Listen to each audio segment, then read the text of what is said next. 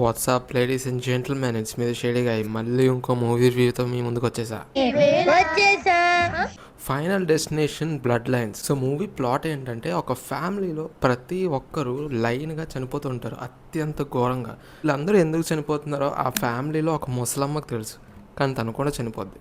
మరి తర్వాత ఏమవుతుంది, ఆ ఫ్యామిలీ అసలు బతుకుతుందా లేదా, వాళ్ళు ఎందుకు చనిపోతున్నారు అన్నదే స్టోరీ. ఒకవేళ మీరు ముందు మూవీస్ ఫైనల్ డెస్టినేషన్ 1, 2, 3, 4, 5 ఈ 5 సినిమాస్ చూస్తే మీకు ఈ మూవీలో ప్రతి ఒక్క సీన్ మీరు గెస్ చేసేయచ్చు, నోట్తో కూడా చెప్పేస్తారు. మీరు మూవీ స్టార్ట్ అవడం ఒక క్రేజీ సీన్తో స్టార్ట్ అవుద్ది. ఎలాగైతే ముందు మూవీస్లో స్టార్టింగ్ సీన్ ఉంటుందో అలాగే స్టార్ట్ అవుద్ది. కానీ మ్యాటర్ ఏంటంటే, సినిమాలో మనం ముందు 5 మూవీస్ ఉన్నాయి కదా, అందులో ఉండే ఒక క్వశ్చన్ని ఇక్కడ ఆన్సర్ ఇచ్చారు, ఒక ట్విస్ట్ అనేది రివీల్ చేశారు.